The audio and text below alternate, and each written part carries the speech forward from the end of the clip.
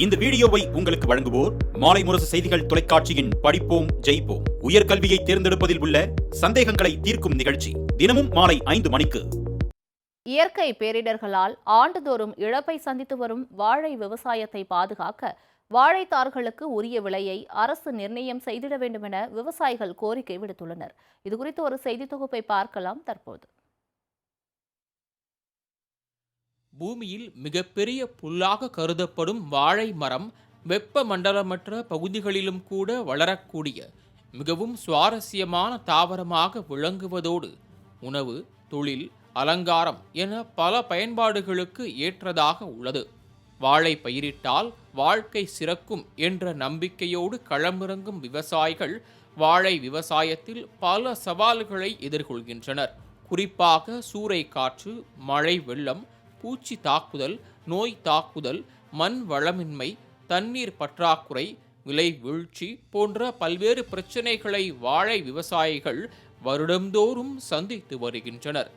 அதிலும் பல இன்னல்களை எதிர்கொண்டு அரும்பாடுபட்டு வளர்த்த வாழை மரங்கள் சில மணி நேரங்கள் வீசும் சூறை காற்றால் முறிந்து சேதமாகும் போது விவசாயிகளுக்கு கண்ணீர் மட்டுமே மிச்சமாகிறது.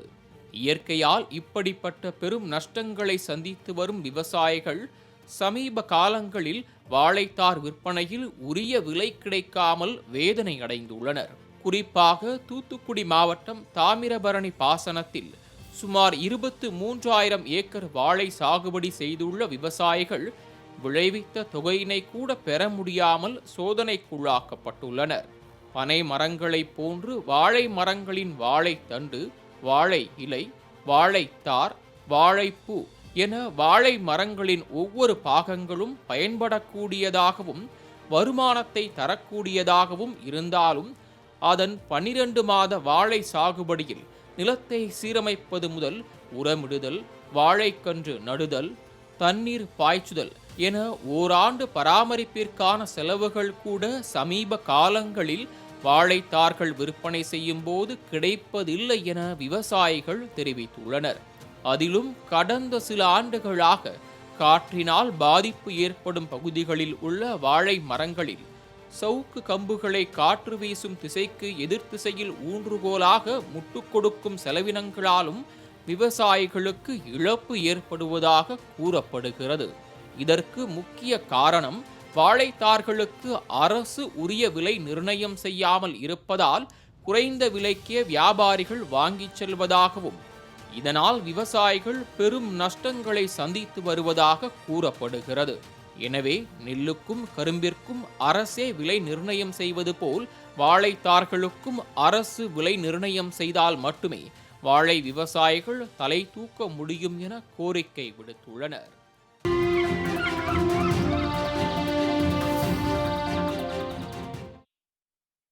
வணக்கம். ஃபோஸ்டர்ஸ் எட்கேஸ் வழங்கும் தமிழ்நாடு 360க்கு உங்களை வரவேற்பது நான் சலோமி. தமிழகத்தில் உள்ள அனைத்து மாவட்ட நிகழ்வுகளையும் விரிவாக பார்ப்பதற்கு முன் தலைப்புச் செய்திகளை பார்க்கலாம். செய்யாறு அருகே கொள்முதல் செய்யப்பட்ட நெல்லுக்கு பண பட்டுவாடா செய்யாததை கண்டித்து விவசாயிகள் போராட்டம். மாற்று விவசாயம் செய்ய பணமில்லாமல் அவதிப்படுவதாக விவசாயிகள் கண்ணீர். குடிநீர் வழங்க கோரி தென்காசி நகராட்சி அலுவலகத்தை முற்றுகையிட்ட பொதுமக்கள். லஞ்சம் கொடுத்தால்தான் தண்ணீர் விநியோகமா எனவும் மக்கள் கேள்வி. நாமக்கல் மாவட்டத்தில் மயானத்தை முற்றுகையிட்டு பொதுமக்கள் போராட்டம். மயானத்தில் மத வேறுபாடுகள் காட்டக்கூடாது என பொதுமக்கள் வலியுறுத்தல். திருப்பத்தூர் மாவட்டம் ஆம்பூர் அருகே ஊதிய உயர்வு கேட்டு உள்ளிருப்பு தொழிலாளர்கள் உள்ளிருப்பு போராட்டம். ஊதியம் குறைவாக உயர்த்தப்பட்டதாக குற்றச்சாட்டு.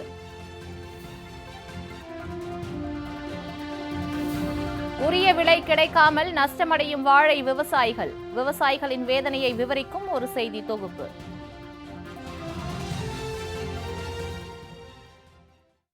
இனி விரிவான செய்திகளை பார்க்கலாம். செய்யாறு அருகே கொள்முதல் செய்யப்பட்ட நெல்லுக்கு பண பட்டுவாடா செய்யவில்லை என குற்றம் சாட்டி விவசாயிகள் சாலை மறியல் போராட்டத்தில் ஈடுபட்டனர். திருவண்ணாமலை மாவட்டம் பிரம்மதேசம், புதூர், சீயமங்கலம், புலிவளம் உள்ளிட்ட சுற்றுவட்டார கிராமங்களைச் சேர்ந்த 100க்கும் மேற்பட்ட விவசாயிகள் தேசிய கூட்டுறவு நுகர்வோர் கூட்டமைப்பின் நேரடி கொள்முதல் நிலையத்தில் தாங்கள் விளைவித்த நெல் மூட்டைகளை விற்பனை செய்துள்ளனர். இந்நிலையில் 3 மாதங்கள் ஆகியும் என்சிசிஎஃப் மூலம் கொள்முதல் செய்யப்பட்ட நெல்லுக்கு பணம் வரவில்லை என தெரிவித்துள்ள விவசாயிகள் அன்றாட தேவைகளுக்கு கூட பணம் இல்லாமல் வேதனைப்படுவதாகவும் மாற்று விவசாயம் செய்யவும் பணமில்லாமல் அவதிப்படுவதாகவும் கண்ணீர் மல்க தெரிவித்தனர். இதனையடுத்து நெல் கொள்முதலுக்கான பணத்தை உடனடியாக வழங்க கோரி பிரம்மதேசம் புதூர் கூட்டு சாலையில் 100க்கும் மேற்பட்ட விவசாயிகள் சாலை மறியல் போராட்டத்தில் ஈடுபட்டனர்.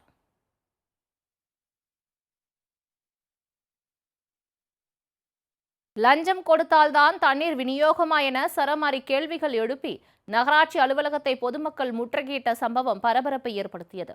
தென்காசி நகராட்சி பகுதிக்குட்பட்ட 8வது வார்டு பகுதியில் கடந்த சில தினங்களாக குடிநீர் விநியோகம் செய்யப்படவில்லை என கூறப்படுகிறது. இதனால் பெரும் அவதிக்குள்ளான பொதுமக்கள் பலமுறை நகராட்சி அதிகாரிகளை சந்தித்து தண்ணீர் வழங்க கோரி கோரிக்கை விடுத்துள்ளனர். ஆனால் எந்த நடவடிக்கையும் எடுக்காத நகராட்சி நிர்வாகத்தினர் ஒரு சிலரிடம் லஞ்சம் வாங்கிக் கொண்டு குடிநீர் விநியோகம் செய்து வருவதாக கூறப்படுகிறது. இதனால் ஆவேசமடைந்த பொதுமக்கள் நகராட்சி அலுவலகத்தை முற்றுகையிட்டதோடு அங்கிருந்த நகராட்சி தலைவர் சாதிரிடம் வாக்குவாதத்தில் ஈடுபட்டனர். அப்போது லஞ்சம் கொடுத்தால்தான் தண்ணீர் விநியோகம் செய்யப்படுமா, என் மக்கள் பகுதிக்கு குடிநீர் வழங்கவில்லை என சரமாரி கேள்வி எழுப்பினர். இதனையடுத்து குடிநீர் வழங்கும் வரை இந்த திட்டத்தை விட்டு நகர முடியாது என்றும் நகராட்சி அலுவலக வாயிலை முற்றுகையிட்டு தர்ணா போராட்டத்தில் ஈடுபட்டதால் பரபரப்பு நிலவியது.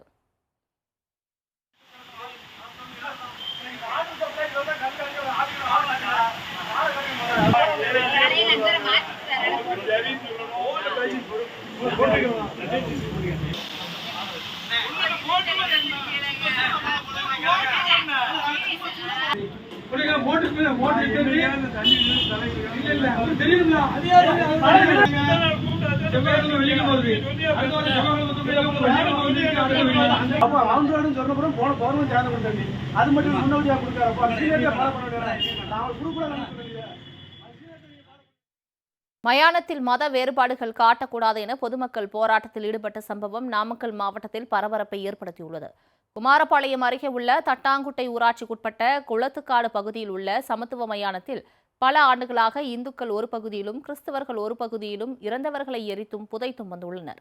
இந்த நிலையில் திடீரென கிறிஸ்தவர்கள் தங்களது உறவினர்களை புதைத்த இடத்தில் சிலுவைகளை பதித்துள்ளனர். இதற்கு எதிர்ப்பு தெரிவித்த இந்து மதத்தை சேர்ந்தவர்கள் மயானம் என்பது அனைவருக்கும் பொதுவானது, எனவே மத அடையாளங்களை சவக்குழிகள் மீது அமைக்கக்கூடாது என எதிர்ப்பு தெரிவித்து போராட்டத்தில் ஈடுபட்டனர். இதனையடுத்து மத கலவரம் ஏற்பட்டு விடக்கூடாது என்பதற்காக வருவாய்த்துறையினரும் காவல்துறையினரும் இணைந்து 4 முறை பேச்சுவார்த்தை நடத்தியும் உடன்பாடு எட்டப்படாத நிலையில் திருச்செங்கோடு வருவாய் கோட்டாட்சியர் சுகந்தி தலைமையில் பேச்சுவார்த்தை நடைபெற்றது. இதிலும் உடன்பாடு எட்டப்படாத நிலையில் மாவட்ட ஆட்சியர் உத்தரவின் பேரில் வட்டாட்சியர் தலைமையில் நில அளவியர்கள் மயானத்தை அளவிடும் பணியினை தொடங்கியதாக கூறப்படுகிறது. இதுகுறித்து தகவல் பரவியதை அடுத்து இந்துக்கள் அங்கு திரண்டு மயானத்தை அளவீடு செய்யக்கூடாது, மத அடையாளங்களை கொண்டு மயானத்தை பிரிக்கக்கூடாது என வலியுறுத்தி தரையில் அமர்ந்து தர்ணா போராட்டத்தில் ஈடுபட்டனர். முடிஞ்சது இன்ஸ்பெக்டர் கூப்பிட்டு என்ன கேட்டாங்க, நேற்று ஃபீஸ் கமிட்டிங்களா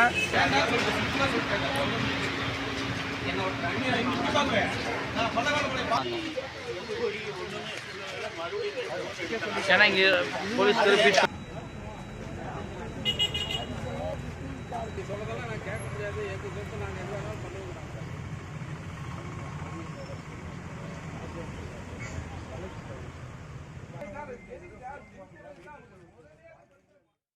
இதனையடுத்து தகவல் அறிந்து வந்த குமாரபாளையம் போலீசார் போராட்டக்காரர்களிடம் அளவிடும் பணி நடைபெறாது என உறுதி அளித்ததன் பேரில் போராட்டம் கைவிடப்பட்டது. இதுகுறித்து போராட்டத்தில் ஈடுபட்டவர்கள் கூறுகையில், பல்லாண்டு காலமாக குளத்துக்காடு மயானத்தை பெரும்பாலான இந்துக்கள் பயன்படுத்தி வரும் நிலையில் சில சிறுபான்மையினர் ஆக்கிரமிப்பு செய்ய முயற்சிப்பதாகவும் அரசியல் அழுத்தம் காரணமாக மயானத்தை அரசு அதிகாரிகள் பிரிக்க முயல்வதாகவும் அவர்கள் குற்றம் சாட்டியுள்ளனர். திடீரென்று சிறுபான்மையினர் 3-4 கற்களை கொண்டு வந்து நட்டு அந்த இடத்தை எங்களுக்கு தர வேண்டும் என்று அரசியல் அழுத்தம் கொடுத்ததன் காரணமாக மாவட்ட ஆட்சியர், ஆர்டிஓ ஆகியோர்கள் உத்தரவின் பேரில் வட்டாட்சியர் அவர்கள் நிலத்தை அளவீடு செய்து சிறுபான்மை மக்களுக்கு கொடுக்க வேண்டும் என்ற கெட்ட எண்ணத்தில் அளவீடு செய்யறதுக்கு வந்தார். அப்போ பொதுமக்கள் நாங்கள் அனைவரும் சேர்ந்து இந்த சுடுகாடு பொதுவானது, அனைவரும் புதைத்துக் கொள்ளலாம், எரித்துக் கொள்ளலாம். ஆனால் தனிப்பட்ட யாரும் எந்த மதத்தினரும் உரிமை கொண்டாடக்கூடாது. இருப்பது இது ஒன்றுதான். எங்கள் முன்னோர்கள் எல்லாம் புதைத்த இடத்தை தனிப்பட்ட விதத்திலே வேறொரு மதத்தினருக்கு கொடுப்பதை நாங்கள் கடுமையாக ஆட்சேபனை செய்கிறோம். நீங்கள் அளக்க வேண்டாம் என்று கேட்டுக்கொண்டோம். பொதுமக்கள் நாங்கள் தடுத்ததன் பேரிலே உங்கள் எதிர்ப்புகளை நாங்கள் மாவட்ட ஆட்சியருக்கும் ஆர்டிஓ அவர்களுக்கும் கூறுகிறோம் என்று சொன்னதன் அடிப்படையிலே இன்று எங்களுடைய போராட்டத்தை நாங்கள் நிறுத்தி வைத்துள்ளோம். திருப்பத்தூர் மாவட்டம் மாம்பூர் அருகே ஊதிய உயர்வு கேட்டு தொழிலாளர்கள் உள்ளிருப்பு போராட்டத்தில் ஈடுபட்டுள்ளனர். திருப்பத்தூர் மாவட்டம் மாம்பூர் அடுத்த துத்திப்பட்டு பகுதியில் இயங்கி வரும் தனியார் காலனி தொழிற்சாலையில் சுமார் 700க்கும் மேற்பட்ட தொழிலாளர்கள் பணியாற்றி வருகின்றனர். இந்நிலையில் இத்தொழிற்சாலையில் 5 ஆண்டுகளுக்கு பிறகு தற்போது குறைவாக ஊதியம் உயர்த்தப்பட்டுள்ளதாகவும் இதனால் அதிக ஊதிய உயர்வு அளிக்க கோரி தொழிற்சாலை வளாகத்திலேயே ஊழியர்கள் உள்ளிருப்பு போராட்டத்தில் ஈடுபட்டுள்ளனர்.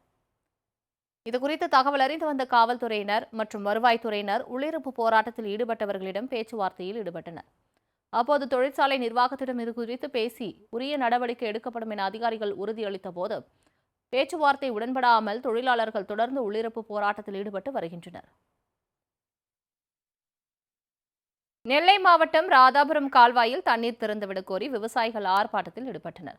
நெல்லை மாவட்டம் ராதாபுரம் சட்டமன்ற தொகுதிக்குட்பட்ட பகுதிகளில் ராதாபுரம் கால்வாய் மூலம் 17,000 ஏக்கர் விவசாய நிலங்கள் பாசன வசதி பெற்று வருகிறது. இந்நிலையில் இப்பகுதிக்கு 25 டிஎம்சி தண்ணீர் வருவதற்கான கொள்ளளவு கொண்ட நீர்வரத்து கால்வாய் பராமரிப்பு மேற்கொள்ளாமல் இருந்து வருவதால் கிடைக்க வேண்டிய தண்ணீர் கிடைக்காமலும் போய்விடும் என விவசாயிகள் அச்சம் தெரிவித்துள்ளனர். இந்நிலையில் வட்டார விவசாயிகள் சங்கம் சார்பில் ராதாபுரம் பேருந்து நிலையம் முன்பு நடத்தப்பட்ட கண்டன ஆர்ப்பாட்டத்தின் போது தமிழக அரசு பேச்சுப்பாறை, பெருஞ்சாணி அணை நீர்வரத்து கால்வாய்கள் மற்றும் ராதாபுரம் பகுதிக்கு நீர் வரும் கால்வாய்களின் பராமரிப்பு பணிகளை மேற்கொண்டு ஜூன் மாதம் தண்ணீர் வருவதற்கு அரசு வழிவகை செய்ய வேண்டும் என்றும் இப்பகுதியில் புதிய கல்குவாரிகளுக்கு அனுமதி வழங்கக்கூடாது என்றும் விவசாயிகள் முழக்கங்களை எழுப்பினர். ராதாபுரம் கால்வாயில் வரக்கூடிய தண்ணீர் இந்த பகுதிக்கு தேவையான தண்ணீரான விதிகளின்படி உள்ளது 2.5 டிஎம்சி தண்ணீர். இந்த 2 டிஎம்சி தண்ணீர் வருவதற்கான அந்த கொள்ளளவை கொண்ட கால்வாய் இங்கே இல்லை. ஏன்னா கால்வாய்கள் பராமரிக்கப்படாம கட்டப்பட்டதுலேருந்து அப்படியே இருக்கு. அதற்காக நிதி ஒதுக்கீடு செய்து கன்னியாகுமரி மாவட்டத்தில் தான் அந்த கால்வாய்கள் அதிகமாக பராமரிக்கப்பட வேண்டி இருக்கிறது. அதை சரி செய்தால் 150 கனஅடி தண்ணீர் வருவதற்கான ஒரு வாய்ப்பு இருக்கு. இந்த தண்ணி முழுமையா வந்தா இங்க இருக்கக்கூடிய 52 குளங்கள் 29 நாட்கள் நிறைஞ்சிரும். அதுக்கான வழிவகைகளை செய்ய வேண்டும். நியாய விலை கடைகளில் கருவழி அடையாளம் மூலம் பொருட்கள் வழங்கும் திட்டத்தால் காலதாமதம் ஏற்படுவதாக பொதுமக்கள் தெரிவித்துள்ளனர்.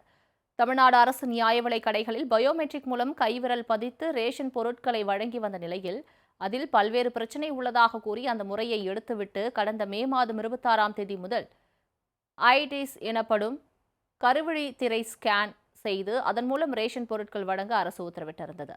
அதன்படி செங்கல்பட்டு மாவட்டம் மதுராந்தகம் அருகே உள்ள மொரப்பாக்கம் கிராமத்தில் உள்ள அரசு நியாய விலை கடைக்கு சென்றபோது அங்கு பொதுமக்களுக்கு கருவழி திரை ஸ்கேன் செய்யப்பட்டது. அதில் பலருக்கு இயந்திரத்தில் சரியாக பதிவாகாத காரணத்தினால் ரேஷன் பொருட்களை வழங்க முடியாத நிலை ஏற்பட்டு விற்பனையாளர்களிடம் வாடிக்கையாளர்கள் வாக்குவாதம் செய்யும் நிலை ஏற்பட்டது. ஒவ்வொரு நாளும் ரேஷன் கடைக்கு வரும் 150க்கும் மேற்பட்ட வாடிக்கையாளர்கள் 6 மற்றும் 7 பேருக்கு மட்டுமே கருவழி ஸ்கேன் பதிவாகுவதால் நேரம் விரயமாகுவதோடு பொருட்கள் பெற முடியாமல் போவதாக பொதுமக்கள் புகார் தெரிவித்துள்ளனர். இதற்கு காரணம் பெரும்பாலான வாடிக்கையாளர்கள் கண்ணில் விழித்திரை அறுவை சிகிச்சை செய்திருப்பதால் இந்த ஐரிஸ் ஸ்கேன் முறை பதிவாகுவதில் சிக்கல் ஏற்பட்டுள்ளதாக கூறப்படுகிறது. எனவே பழைய முறைப்படி பயோமெட்ரிக் முறையை பயன்படுத்தி ரேஷன் பொருட்கள் வழங்க வேண்டுமாய் வாடிக்கையாளர்கள் கோரிக்கை விடுத்துள்ளனர்.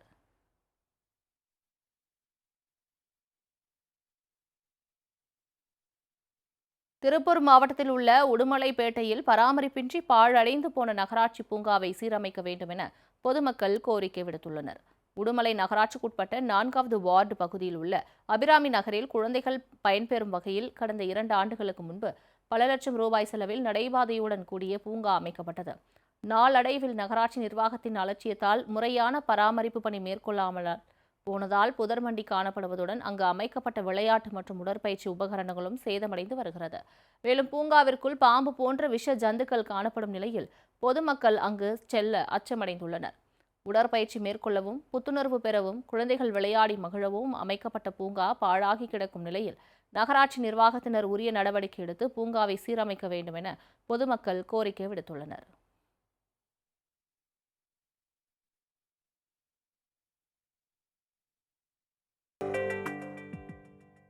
ஈரோடு கோபிச்செட்டிப்பாளையம் அருகே சூறாவளி காற்றுடன் பெய்த கனமழையால் 10,000க்கும் மேற்பட்ட வாழைகள் முறிந்து சேதமடைந்தன. கோபிச்செட்டிப்பாளையம் அடுத்துள்ள நம்பியூர் மற்றும் அதன் சுற்றுவட்டார பகுதிகளான புலவப்பாளையம், அஞ்சான் ஊர்புதூர், ஐயம்பாளையம் உள்ளிட்ட பல்வேறு பகுதிகளில் சுமார் 40 ஏக்கர் பரப்பளவில் குண்டால், நேந்திரம், ரஸ்தாலி, தேன் வாழை உள்ளிட்ட சுமார் 30,000க்கும் மேற்பட்ட வாழைகள் பயிரிடப்பட்டிருந்தது. இந்நிலையில் இப்பகுதிகளில் 3 மணி நேரத்திற்கும் மேலாக சூறாவளி காற்றுடன் பெய்த கனமழையால் அறுவடைக்கு தயாராக இருந்த சுமார் 10,000 வாழை மரங்கள் முறிந்து விழுந்து சேதமடைந்தது. இதன் காரணமாக 10 லட்சம் அளவிற்கு நஷ்டம் ஏற்பட்டதாகவும், சுமார் 1 ஏக்கருக்கு 2 லட்சம் செலவு செய்த நிலையில் அரசு உரிய இழப்பீடு வழங்கினால் மட்டுமே வாழ்வாதாரம் காப்பாற்றப்படும் எனவும் விவசாயிகள் தெரிவித்துள்ளனர்.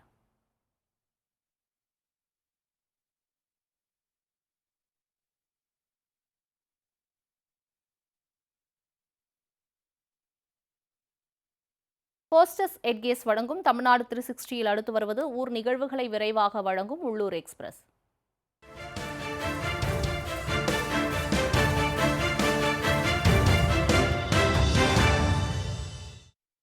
கடலில் இயற்கை எரிவாயு பிரித்தெடுக்கும் மத்திய அரசின் திட்டத்துக்கு எதிர்ப்பு தெரிவித்து கன்னியாகுமரி சின்னமுட்டத்தில் நாட்டுப்படகு மீனவர்கள் ஒருநாள் வேலைநிறுத்த போராட்டத்தில் ஈடுபட்டனர்.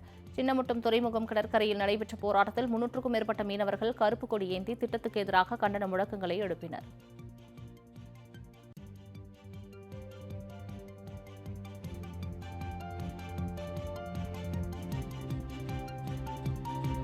மயிலாடுதுறை அருகே ஆடு மேய்க்க சென்ற பொழுது மின்சாரம் பாய்ந்து விவசாயி உயிரிழந்த சம்பவம் சோகத்தை ஏற்படுத்தியுள்ளது.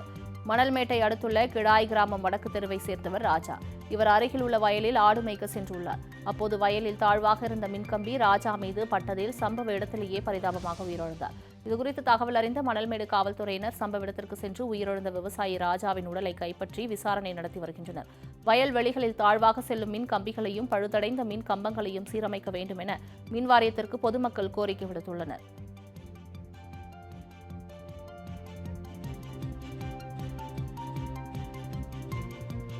விருதுநகர் மாவட்டம் நரிக்குடி அருகே கருப்பணசாமி கோவிலில் அன்னதானம் சாப்பிட்ட 200க்கும் மேற்பட்டோருக்கு உடல்நலக்குறைவு ஏற்பட்ட சம்பவம் அதிர்ச்சியை ஏற்படுத்தியுள்ளது.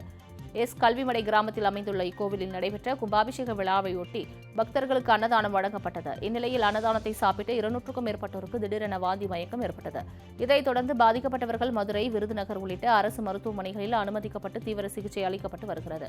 மேலும் கோவிலில் விநியோகிக்கப்பட்ட குடிநீர் ஏற்றுக்கொள்ளாமல் உடல் உபாதைகள் ஏற்பட்டிருக்கலாம் என்றும் கூறப்படுகிறது.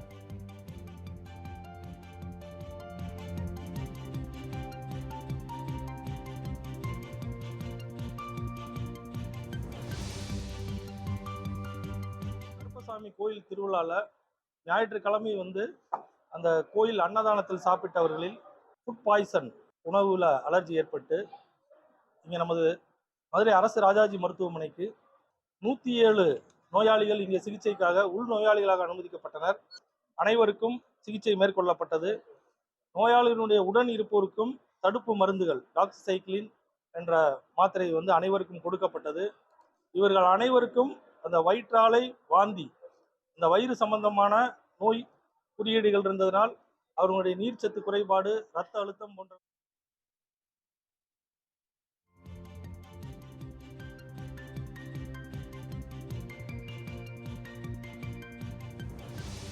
கடலூர் மாவட்டம் புவனகிரி அருகே குடிநீர் கேட்டு கிராம மக்கள் காலி குடங்களுடன் வட்டார வளர்ச்சி அலுவலரிடம் மனு அளித்தனர்.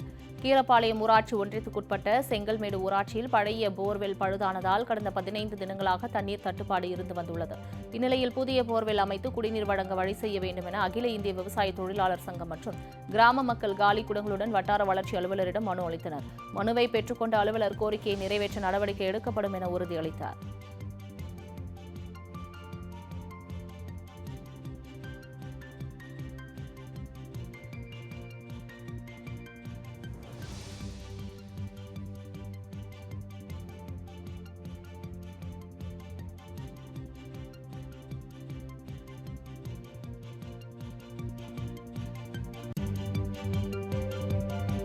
திருவண்ணாமலை மாவட்டம் செங்கத்தில் பாதியிலேயே நிற்கும் ஈமச்சடங்கு கட்டிடப் பணியை விரைவாக கட்டி முடிக்க வேண்டும் என பொதுமக்கள் கோரிக்கை விடுத்துள்ளனர். செங்கம் பெருமாள் கோவில் பின்புறம் செய்யாறு கரையில் இறந்தவர்களுக்கு திதி கொடுக்கவும் மற்றும் ஈமச்சடங்குகள் செய்வதற்காக சுமார் 12 லட்சம் ரூபாய் மதிப்பில் நிதி ஒதுக்கீடு கட்டிட பணிகள் தொடங்கப்பட்டது. கட்டுமான பணி தொடங்கி ஓராண்டு ஆன நிலையில் பணிகள் முடிக்கப்படாமல் பாதியிலேயே நிற்பதால் மரத்தடியில் அமர்ந்து வெயிலிலும் மழையிலும் இறந்தவர்களுக்கு அவர்களது உறவினர்கள் ஈமச் சடங்குகள் செய்யும் அவல நிலை ஏற்பட்டுள்ளது. எனவே மாவட்ட நிர்வாகம் நடவடிக்கை எடுத்து கட்டுமான பணிகளை முடிக்க வேண்டும் என கோரிக்கை விடுக்கப்பட்டுள்ளது.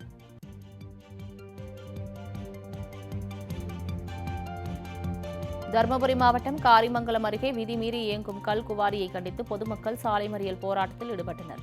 காரிமங்கலம் அருகே உள்ள முதலிப்பட்டி கிராமத்தில் விதிமுறைகளை மீறி கல்குவாரி இயங்கி வருவதாகவும் கல்லை உடைக்க அதிகம் சத்தம் உள்ள வெடி மருந்துகளை பயன்படுத்தி வருவதால் அப்பகுதியில் உள்ள வீடுகள் பெரிதும் பாதிப்படைந்துள்ளதாகவும் பொதுமக்கள் குற்றம் சாட்டியுள்ளனர். இந்நிலையில் சம்பந்தப்பட்ட கல்குவாரி மீது கனிமவள அதிகாரிகள் நடவடிக்கை எடுக்க கோரி அப்பகுதி பொதுமக்கள் சாலை மறியலில் ஈடுபட்டனர்.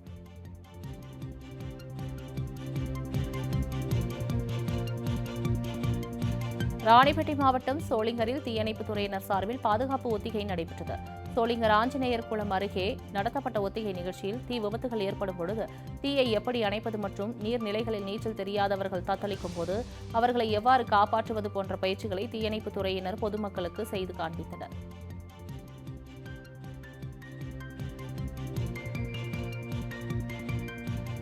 திருப்பூர் வீரபாண்டி அருகே கழிவுநீர் தொட்டியில் விழுந்த நாட்டு மாட்டினை பொதுமக்கள் உதவியுடன் தீயணைப்புத் துறையினர் பத்திரமாக மீட்டனர். வீரபாண்டி அரிசிகார தோட்ட பகுதியில் பாபு என்பவருக்கு சொந்தமான தோட்டத்தில்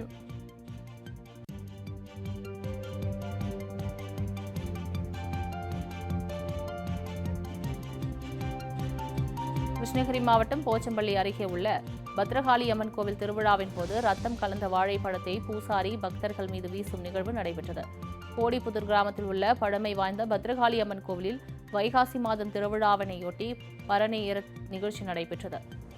இதில் கோவில் வளாகத்தில் கட்டப்பட்டிருந்த 4 பரணைகளில் ஆடுகள் மற்றும் ஒரு பரணையில் பன்றி கட்டப்பட்டிருந்த நிலையில் கோவில் பூசாரி பன்றியின் மார்பு பகுதியை கத்தியால் கிழித்து அதிலிருந்து வெளிப்பட்ட ரத்தத்துடன் வாழைப்பழத்தை கலந்து அங்கு கூடியிருந்த பக்தர்கள் மீது வீசினர். அப்போது அதை பக்தர்கள் போட்டி போட்டுக்கொண்டு மடியேந்தி வாங்கி சாமி தரிசனம் செய்தனர்.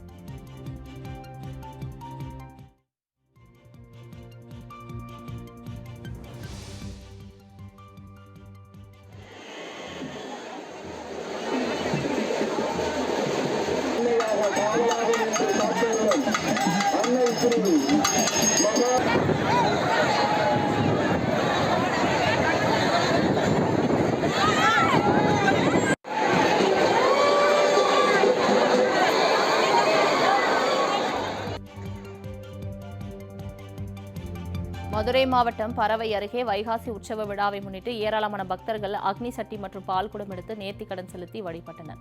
சத்தியமூர்த்தி நகர் பகுதியில் உள்ள ஸ்ரீ வனகாளி அம்மன், ஸ்ரீ உச்சிகாளி அம்மன் மற்றும் ஸ்ரீ சக்தி மாரியம்மன் கோவிலில் 52வது ஆண்டு உற்சவ திருவிழா நடைபெற்றது. இதைத் தொடர்ந்து 500க்கும் மேற்பட்ட பக்தர்கள் தீச்சட்டி மற்றும் பால்குடம் எடுத்து நேர்த்திக்கடன் செலுத்தினர். பின்னர் அம்மனுக்கு சிறப்பு அபிஷேகங்கள் செய்யப்பட்ட தீபாராதனை காண்பிக்கப்பட்டது.